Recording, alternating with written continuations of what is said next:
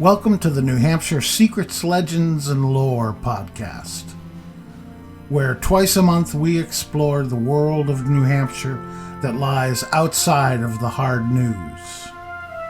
I'm your host, Wayne King, and I invite you to join us for an adventure that will take us on a journey together to explore those things that are unlikely to make the pages of your newspaper, the waves of your radio station, or the bits and bytes of your favorite news website.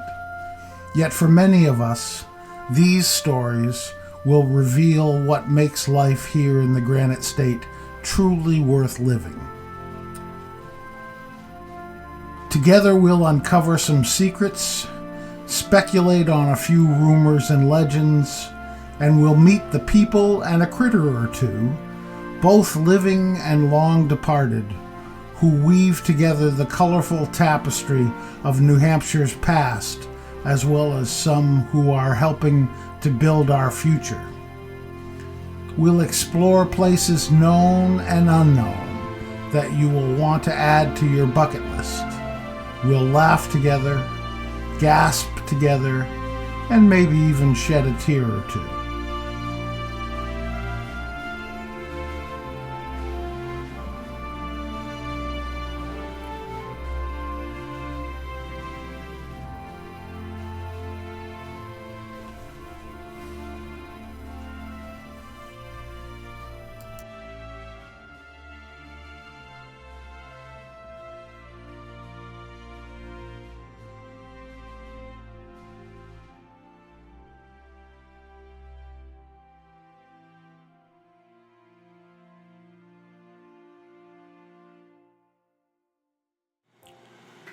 Whenever we try to tell a big story like the birth of freestyle skiing, we tend to start out with the superstars that inhabit the rarefied air of the legend. However, much of the story is hidden within the layers of what might be considered average folks, who stepped up in a multitude of ways to provide the wind beneath the wings of the athletes, of the dreamers, of the mentors who would catapult hotdogging to the more urbane freestyle in only a few years. Often it was these folks who drove the public enthusiasm that would make freestyle skiing the hottest new trend in skiing. Beginning in their days at Plymouth State College, when Donni was a student at PSC and a cocktail waitress at Fourways Restaurant, and John was stapling tickets at the Mountain as he put himself through college. This podcast, ahead of our three-part series on the birthplace of freestyle skiing, celebrates the folks who worked tirelessly day after day to support the work of the names that the history books will recall. But in a much larger sense, their work was the real foundation of the revolution that became freestyle skiing and propelled Waterville Valley into the hierarchy of ski resorts in the U.S. I may be wrong, but I'm betting that many of those who benefited the most from the freestyle revolution would agree that people like John and Donni Hughes were the wind beneath their wings. Here's my conversation with Donella Hughes and John Hughes, iconoclasts and worker bees at the cutting edge of a skiing revolution.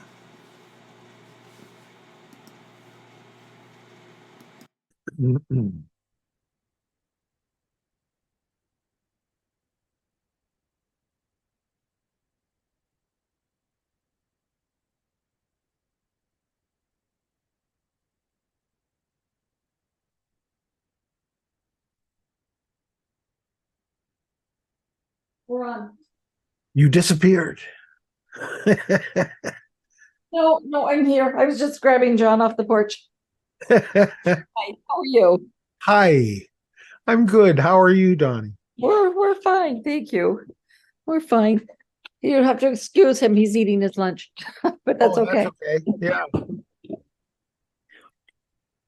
Like I said, I'm not sure what we would have to add that you don't already know, but Well, you know, I'm not sure either, so we'll just kind of explore a little bit okay.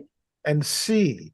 Uh, uh, you know, I don't really know very much at all of the backstory of how the two of you came to live in the area, be involved with Waterville Valley and all that. So maybe you could start by filling me in on that.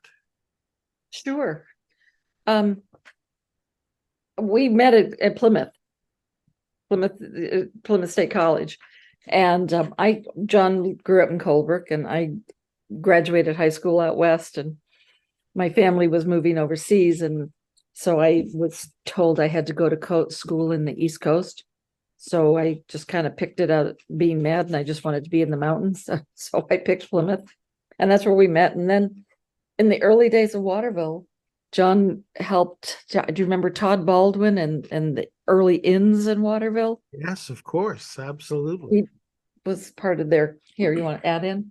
I have a mouthful of food, but That's okay. I worked as a ticket stapler to start off with when I was in college. And then Todd built the Comfort Inn, so we would work all day punching tickets, and then we'd go down there and work all night setting up rooms.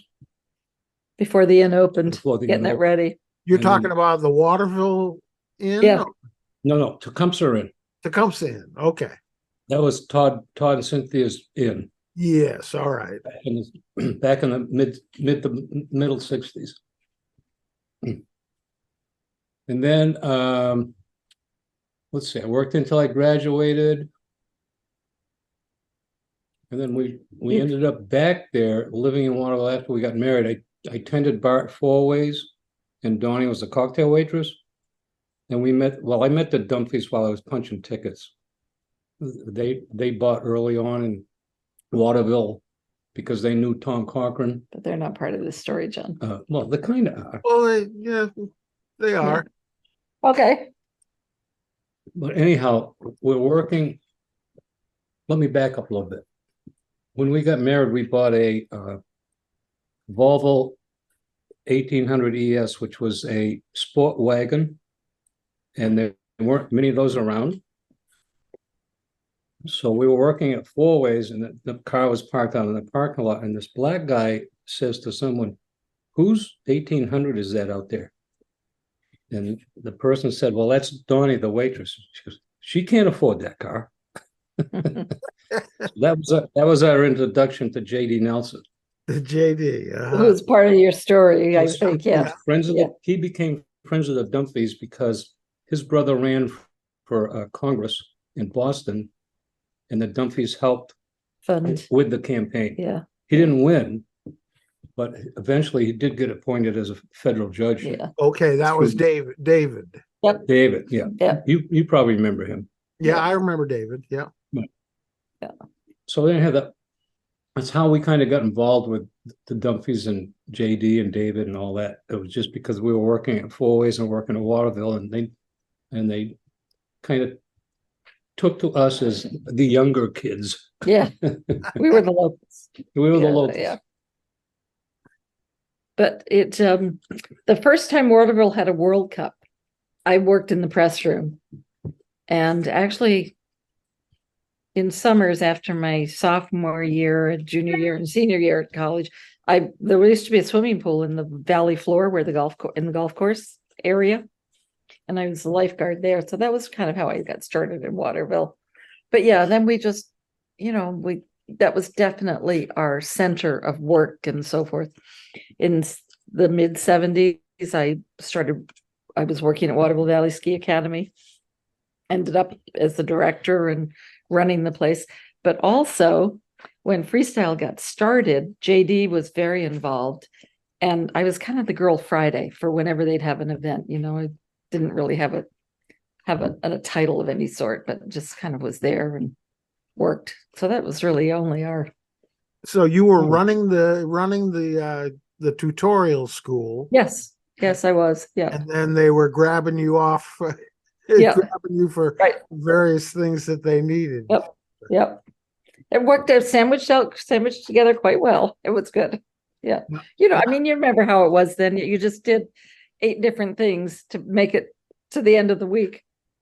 Right. And one of your teachers I don't know whether it was at that time or whether it was later, was Elliot Magan, who was I hired him. Superman. Yep. I hired him. He lived in one of our rentals, our little rental house at the time. Before he got married, that's right. Yep. I remember him coming in at the time. This was our oldest had just been born, so it was 78 or 79. And he came into the house and was having supper, and he said, I had the baby there. He said, I want one of those. I said, well, Elliot, you got to get married first. Yeah. You had to get married first. Okay, Wayne, can you see this? I can. A little higher. Lift it a little more. Yeah. Yeah. Oh. Bernie and JD. Nice. Yeah. Nice. Bernie and JD. Oh, and there's my business card in it right there. Yeah. I'll be darned. So the business card says American Freestyle Skiing Association, Donna Hughes, Executive Secretary. Yeah. Girl Friday, basically. Well, but you had the title. I did. And was that the first association for freestyle skiers? Yes, that No. was American Freestyle. No, back up. Was Chevy first? Yeah. Oh, okay. Doug Pfeiffer and Tom Cochran put together the first organized freestyle event on the East Coast, at least. At Waterville? Yeah. Oh, okay. And that's when Wayne Wong came here and came in second overall and won, I don't know, whatever he won. I think, who won the Chevrolet? I think you're mistaken. No, I know I'm not. Because look, he's got This- Chevrolet on his vest right This- there. this Chevrolet is late. Freestyle. This is later. This Okay. is American Freestyle Skis. Yeah, I know, but I'm just pointing to Chevrolet. Do you see? They sponsored him Yeah, for they one. did. Okay, the backstory is the Professional Freestyle Association was formed somewhere after a couple of these events. Startup events, sort of. Right. Kurt Oberhansley, who was pardon my French, scumbag lawyer from Salt Lake City, somehow got control of the production part of it. And Chevy was putting the money into it. They were the prime sponsor. Mhm. And in Stratton, Oberhansley was skimming money off the production. In Stratton, they built the freestyle aerial jumps landings too shallow, too flat, and a guy landed on his head and broke his neck. Dirk Douglas, his name was. The Europeans He looked at the became jumps paralyzed for life. and said, "We're not even going to jump. That's too dangerous." But Dirk was 18. He was just into the tour, and he did it, and it basically cost him the rest of his life. That's the backstory. JD was representing Wayne Wong and George Askerbald, and Bernie did the. He was the production manager. Yeah, he if was you the wanna production call manager that. for- Yeah, for the event. Yeah, He put on the event. Yeah. he arranged the music. He arranged, all the stuff that you do as the production manager. Bernie took over the Boston Ski Show from what was his name? Oh, the guy that used to run it. Yeah, you can't remember. I'm having a blank. Bernie right out of college, worked for this guy that ran the Boston Ski Show, all the other ski shows on the East Coast, a bunch out on the West Coast. I can't think of his name right now, but it'll come to me eventually. He eventually sold out to Bernie. So Bernie was doing a lot of ski show productions. And overall ski Yeah. promotion. Yeah, and Yeah. stuff like this. He got involved in the freestyle promotion productions too. So long story short, the insurance company at the time, and I don't know who it was, said after Dirk Douglas broke After his that neck, accident. basically, Yeah. said, we can't do this anymore. And Mm. Chevy said, well, if we can't insure them, then we're not going to back them. So JD and Bernie got together, and with Aetna Insurance, who the Dumfries were involved with at the time, and they said, we will insure it if you create a standardized jump that's going to be the same at every meet, Mhm. with a safe landing and a safe kicker. You know, in other words, get the playbook together. Right, right. Canada had already done that. Now, wasn't Jack Sanders involved in that also? Yeah, Jack Sanders Yeah, was I was involved just about to ask about Jack. Yeah. So, on Yeah. the legal side of it. He was Yeah. involved. He helped a lot with the specs for this document that had to be drawn up. uh-huh. Yeah. Yeah. So now, at what point did Frank Du Bois come into the picture? I know I he don't was. He really was in the freestyle picture, other Right, than no. he just supported the sport, and he just was. I mean, he was the first Black certified ski instructor in the USA. Yep. He was really a prominent role, but I don't think he played a big role in the freestyle. Do you, John? No, he was just a skier. He was friends with the Dumfries and friends with JD. I don't know what their connection was, but we always called them the Three Musketeers. Oh, they were. They always hung out together. And Frank bought it Windsor Hill. JD owned it Windsor Hill. Of course, the Dumfries owned. No, Frank built a house up on No, Jack built the house. John. Jack built the house. Right. Donnie. Frank owned it Windsor Hill. He built a He house did not. in Ellsworth. He 100% Oh, did. well, not. I'm talking Yeah. about now, not then. I'm talking about the early days. He didn't Yeah. build a house up there. Yes, he did. Okay, So, Windsor Hill. I know that for a fact. well, For a while. a couple of different people have said to me that Birdie played a role not in the freestyle program, but in bringing kids who are underprivileged from other places, especially. Yes. Bernie and JD did that Yes organization, Youth Enrichment Services or Sports or something. Yep, that's what they did, and they brought, and Frank may have had a role in I'm that, sure he did. you know, in working with them when they were here. And what was Wednesday's child thing? Jack, That was not related. well, no, but that was a ski thing. That was Channel Forward. Yeah, Oh, what was his name? The blonde haired guy, Jack. he was a BT newscaster. News. But Doesn't now I'm a little confused because I may have misunderstood. I may have heard the word Birdie as in Bertie Oh. Corcoran. Bernie Weichel. No, But I Bernie should Weichel. have heard Bernie. Bernie Weichel. Yeah, Okay. yeah. So, I don't think he was involved other than she just supported sports, but uh-huh. Yeah, Yeah. Bernie. Yeah. Okay, what was Bernie. his name? The TV announcer. He was on with Liz.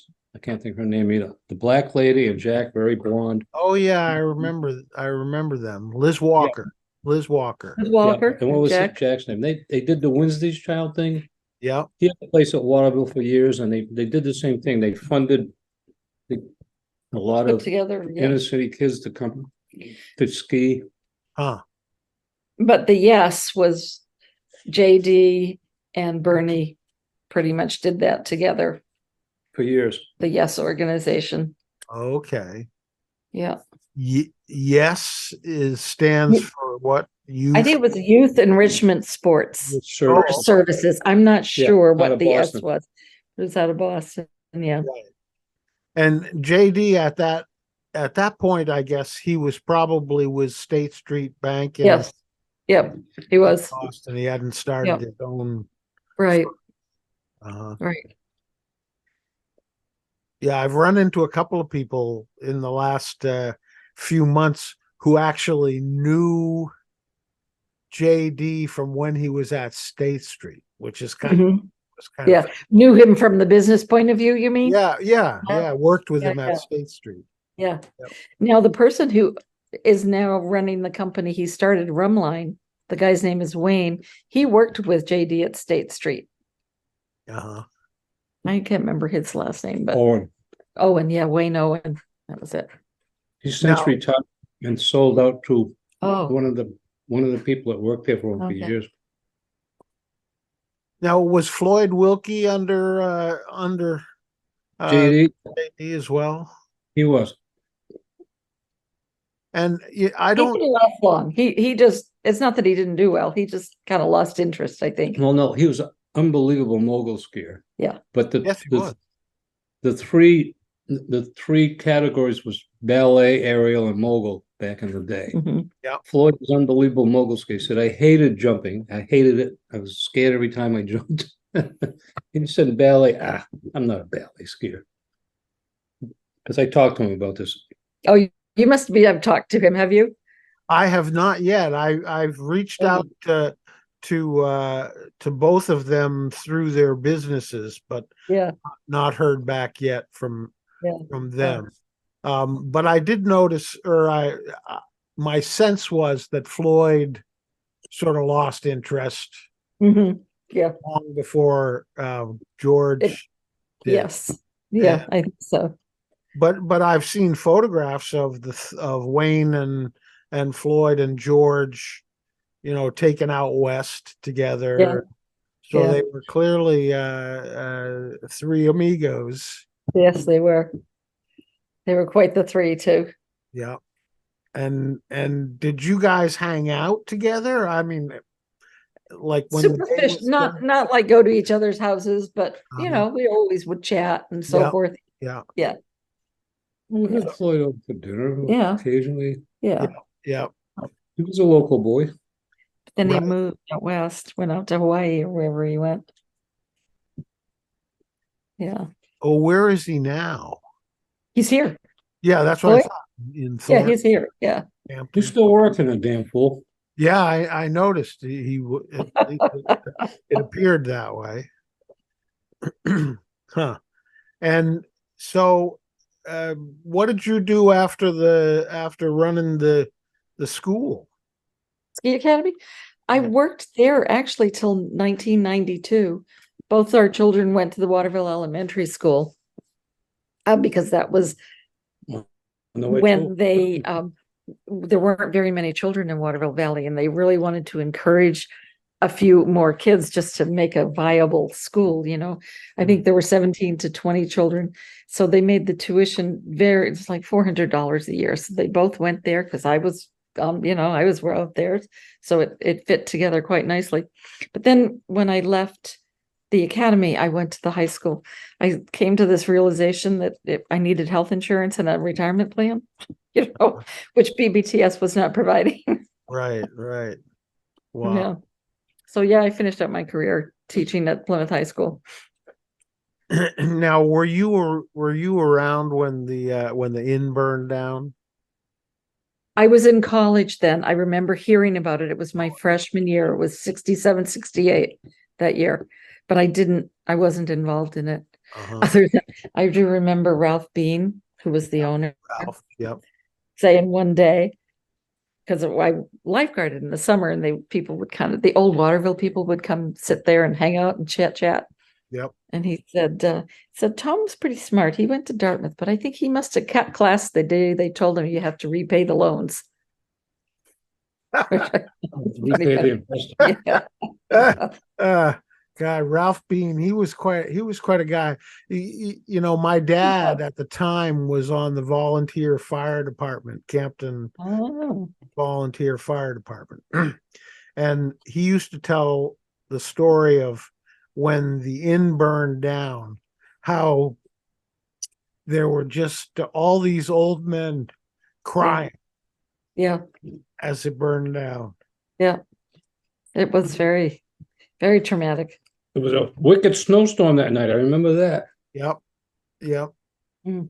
But We it were was living in Holderness. heartbreaking for a lot of them. And Yeah. I went to, I was on BBTS for a few years with Oh, yeah. Danny Bean and Dave Bean, and Yeah.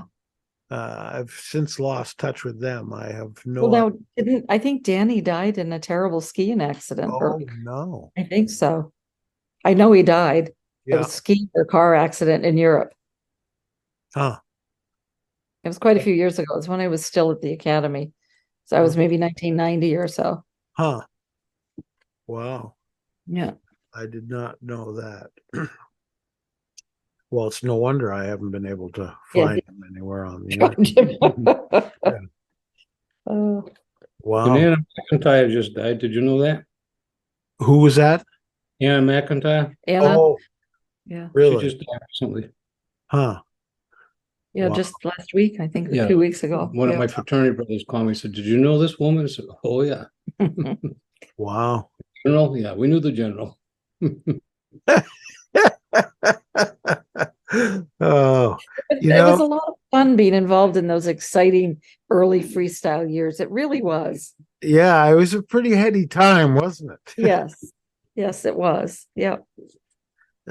I think I'm sure that it's true for any sport that's just getting started, but there was something exotic Mhm. freestyle skiing, and it went right along with the times, Yes. Absolutely. Yes, it did. Yeah. free wheeling, free love, freestyle. Mhm. Mhm. Yeah. Yeah. When I was working at Waterville punching tickets, this guy, Frank, I think of his last name. It escapes me at the moment, but we had our lockers downstairs before they rented lockers to the rest of the Public. public. And Frank was the mountain photographer. Davison, that was Frank Davison. So it was before Scott Nelson? Yeah, Yeah. this is pre-Scott. So you put your name on a locker, John Hughes, Wayne King. Frank is Frank Davison with flowers and all this other stuff. We're looking at it and goes, what the hell's that all about? So it's snowing like hell Thanksgiving weekend, and Frank's standing there thinking, wow, look at the colors, man. I'm saying, what are you looking at, Frank? He said, you don't see those colors? It's snowing in Technicolor, man. He was, He was tripping. yeah. Alice, Yeah. right? Frank was different because he came from California. He was way ahead of us Mhm. on that scale. There was another guy, his first name was George, and he was a white guy, but he had kind of an afro. Do you know who I'm talking The about? our age kind of guy? Or was Yeah. he old? Well, he was probably uh 5-10 years older than Yeah, me. I'm not coming He up was a with coach in Oh, the BBTS? racing program. Yeah, in the Huh. BBS. And he used to wear his warm-up pants so that his bell bottoms would stick out the bottom of them, and he'd have a little bit of color to his outfit. George. For the life of You me, know, I have not yeah. been able to remember his last name. The early years of Waterville were quite less conservative than it is now. Uh-huh. They- Yeah. They were quite different. Well, what was Tom Corcoran like? I mean, was he really tightly wound as Well, it's hard when to he tell. first came? We didn't have that many dealings with him. Uh-huh. He was the business exec running the joint. Yeah. I've been in a couple of meetings with him just because of the academy, and trying to figure out who would get passes and all those kinds of things. And it was interesting to me because he was very he didn't always talk a lot during a meeting. He would absorb things and then repeat them. And he'd always close a meeting by reiterating what he thought had been summarized and said. And it was an interesting way to make sure that he remembered it correctly and that he would kind of put his spin on it. Do you know what I mean? It would sort of be how he wanted it to be, and that's the way it would be because that was the end of the meeting. Yeah. Yeah. And who was kind of the guy that everybody felt comfortable with, but was high enough up in the organization that people would turn Would to? go to Yeah. Ruthie, Okay. but she didn't cut anybody any slack. Right. But you could talk to her. Yeah. You could talk to her. Luigi, when Luigi was head of ski patrol, but then he became mountain manager. Ed Luigi. Yeah. Ed Yeah. Luge, sure, I remember him. Yeah, you could, he was in the service, so we had a common bond. You could talk to him. Yeah, He was reasonable. yeah. Um, I remember Ed was pals with Dick Hanaway and his brother, Oh, really? Yeah. Okay. Yeah. and I think they all went on the wagon at the same time. Is probably a good thing. yeah. Probably extended their life some. Well, with Dick Hanaway, he said it saved his life. Yeah, I believe it. Yeah. Is that when he met up with Betty, or had he been with I her? think he met up with Betty after that. He When he actually, was so, I think so too. you know, he credited my dad with getting him off the sauce. Oh, really? Yeah, my dad was, I don't, he was kind of a teetotaler. Oh, But he had this soft heart for folks that needed help. yeah. Yeah. When I was growing up, we had this guy named we called him Uncle Walter. His name was Walter Boyce. He was always at our house for Thanksgiving, and I never knew why. Mm-hmm. Probably 10 years after he first started coming, he just said, your dad pulled me out of the gutter and made me come to Thanksgiving, and I've been a straight here I ever am. since. That's a good story. Yeah. Yeah. I think a lot of those characters that tended towards the wilder ways, there was a genuine collection of them at Waterville. I mean, Ed Molt, the guy who built Gateway, Al Moulton. I'm sure. Well, that was the early days. You know, the Things were early being built. things were, it was like the Wild West. Yeah. Well, Alex Ray told me a story about how he was working on he had just bought his first place, which is now the Common Man in Ashland, and Yeah. it was a dump. Mhm. And he was working on building the Gateway condominiums, and he said every night he would take all the corners, all the little pieces of Scrap. cut-offs. Yeah. of scrap wood and particularly wallboard. He would take all those and put them in his car, and he would take them to Ashland, and then he would piece together Oh my the wall. God. I mean, Somehow I'm not surprised. if somebody, if the day ever comes that they tear down that building or tear down the wallboard, they're going to see that it was a jigsaw, Uh-huh. little pieces That's a great story. that Alex Ray put together. Yeah. Oh gosh. Well, it was really fun talking to you guys. Yeah, you too. Thank you, very Ed. much. What, Yeah. what was Ed's name? Ed, the guy with the prosthetic foot. Oh, I remember who you mean. Ruthie worked for him. Ed, he was in charge of, I think, Finance. well, no, advertising. Oh, Oh, He was kind of balding. yeah. Yeah. Dark yeah, I hair. know who you mean. Yeah. Yeah. I don't Okay. know. One of my jobs as ticket taker, ticket punching, once we're done punching tickets, was we did a parking lot survey every day. And we'd take a Of clipboard license plates to and see where they were from. walk through the parking lot and see where everybody came from, and then go up and give it to Ed, the guy in charge of marketing.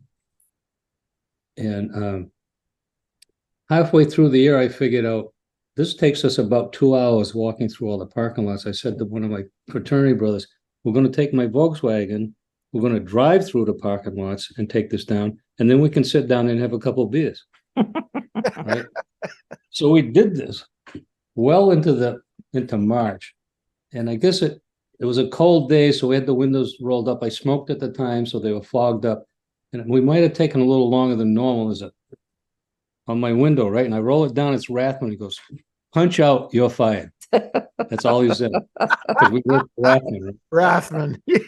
Yeah, it's one of those. So Al and I went up to Ed and said, well, here's our final report. He said, well, what do you mean your final report? So we just got fired. I said, what? Why? I said, well, we took too long doing this. We were drinking beer. Well, we didn't tell him that, but we took too long. Goes, no, you're my main guys. He goes, I'll call Rathman right now. So Rathman comes up, goes, go home, but you can come back tomorrow. We all joke with Rathman, we're the only people that ever fired that he rehired in Yeah. the same day. Uh, Well, yeah. yeah. I got in trouble with Rathman for something. I can't remember. Everybody did. I can't remember what it was. It might have been that I lent my ticket to somebody Oh, yeah, Oh, that would do it. when I was leaving one day early. Yeah, that was a major sin right there. Yeah, I bet it was. All right. Well, thanks very Okay. much, guys. I hope to see you again soon. You take care. Take Hey, care. keep us posted on this project, would you? Yeah. Yeah, I sure will. Anything comes, Yeah. anything comes together. Yeah. All right.